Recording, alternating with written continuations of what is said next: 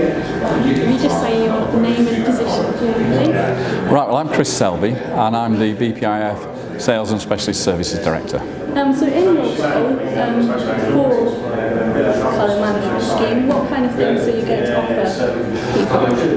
Well, what we're trying to do is give a broad service to people, starting off with a very basic diagnostic, where people aren't necessarily thinking about the certification scheme yet, but actually want somebody to come in and look at how they manage colour at the moment, and just give them some very practical advice on how they can improve things.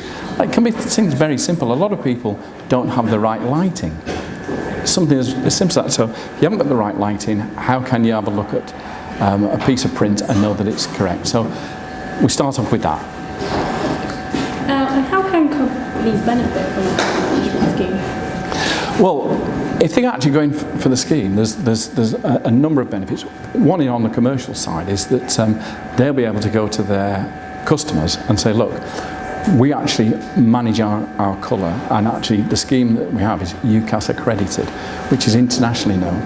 So whereas some people have got colour management and they say, we manage our colour up to a certain standard, that's almost self-certification, which is fine, but there are many customers now that say, no, actually we want the proof.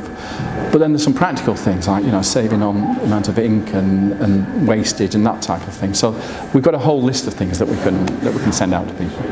And I know you're busy, so from your point of view, is there anything that you'd like to add, anyone at home that you might want them to know? Well, I think what I'd like to say is that what we're trying to do now is to help people get on the first rung of the ladder in terms of colour management.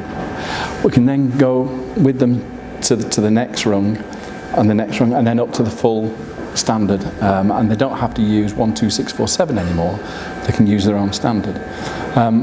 But I think once we do either a diagnostic or a gap analysis for the certification series, if they then want help, and they may not, they may say that's fine, now we know what to do, we'll do it.